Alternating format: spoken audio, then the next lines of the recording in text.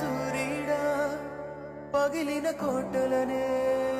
వదిలిన మారేడా పడమర కొండల్లో వాలిన సూరీడా పగిలిన కోటల